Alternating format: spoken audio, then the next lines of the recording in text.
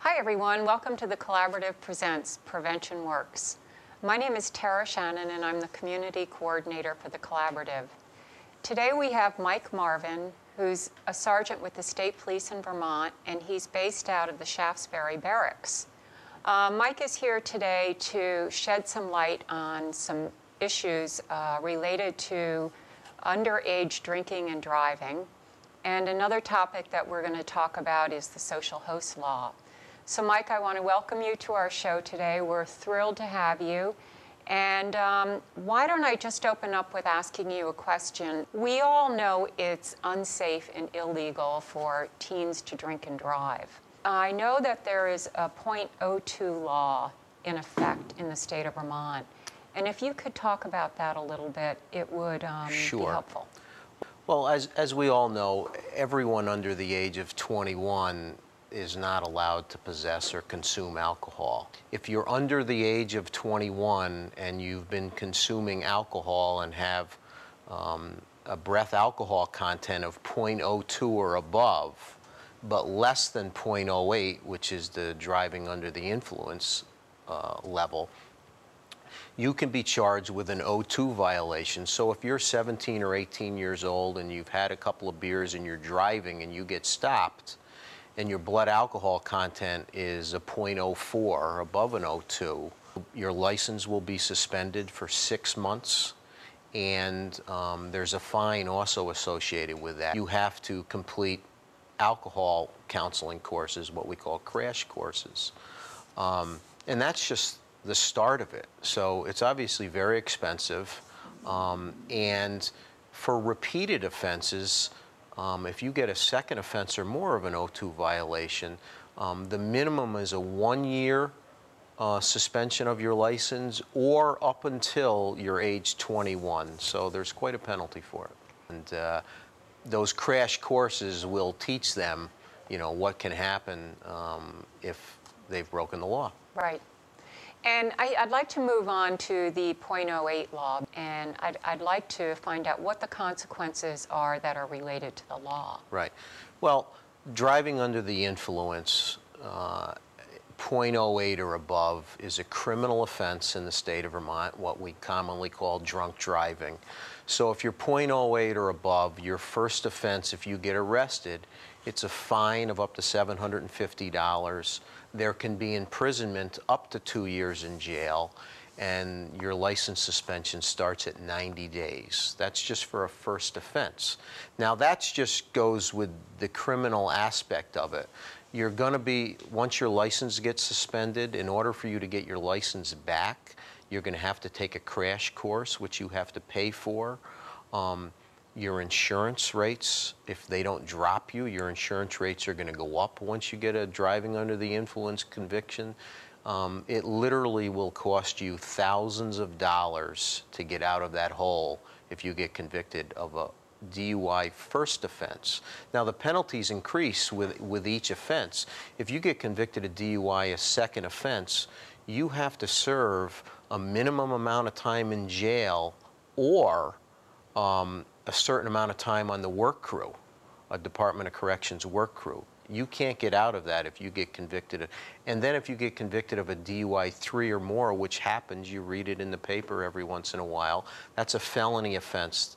There's an imprisonment of up to 5 years, and then there's a minimum amount of jail time that they have to serve if they get convicted of a felony DUI. So you add it all up, jail, fines, the amount of money that it's going to cost you, you know, think about it for a second. Is it worth drinking and driving?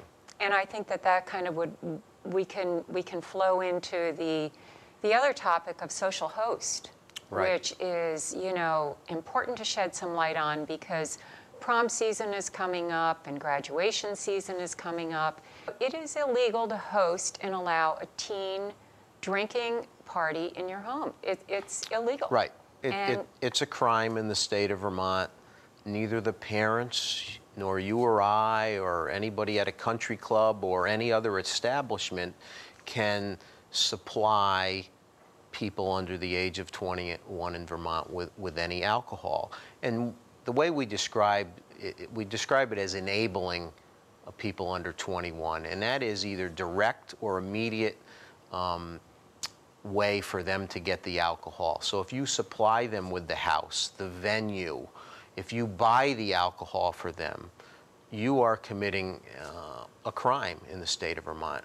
Well, I think the liability issues are just so Well, there's a huge liability, and not only the civil, but the criminal aspect. If you, an adult, supply alcohol to a minor in the state of Vermont, and they go out and drive a car and get in an accident where either they are seriously injured or killed, or someone else is seriously injured or killed, that's a felony, punishable by up to 5 years in jail for the person who enabled or hosted the party or gave the direct access for that young adult to get the alcohol.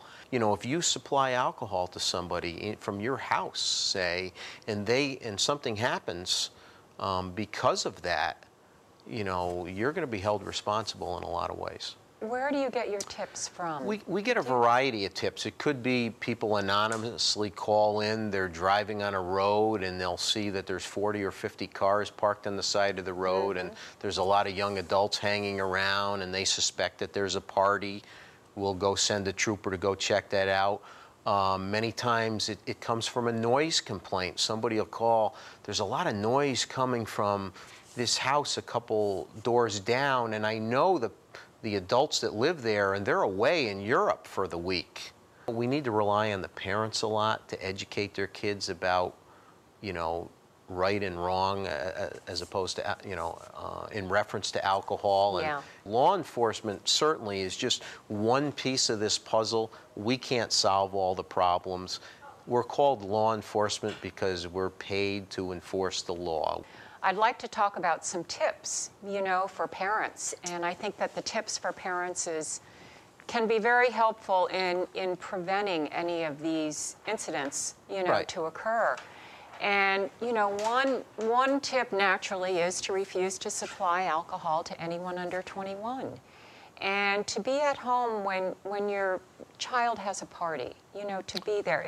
And to check boxes and to check bags that, you know, some of the attendees are bringing into your home. Right. Just to make sure there is no alcohol. Well, when parents go away, they need to set clear ground rules for their teenage kids that are left at home. I would suggest that they don't leave alcohol in the house when they go away for a weekend. Make sure you have an adult come and check on your house when you're away. You want your kids also to know that, listen, you know, Mr. and Mrs. Smith next door, they're going to be keeping an eye on the house. You got to put something you have to put some responsibility also on the shoulders of these young adults. And make them responsible for what they do. As we said many times during this segment, you know, it is about education, and we are here to educate our community on the drinking laws and the consequences of certain laws that can really, you know, rob a family of a child, and financially it could rob a family. And certainly if you would like to talk about it with any of us any further, feel free to give me a call, and I'd be happy to have Mike get involved, because he is a great guy and he's here to really help our community with this issue. Thank you for watching The Collaborative Presents Prevention Works, and we'll see you the next time.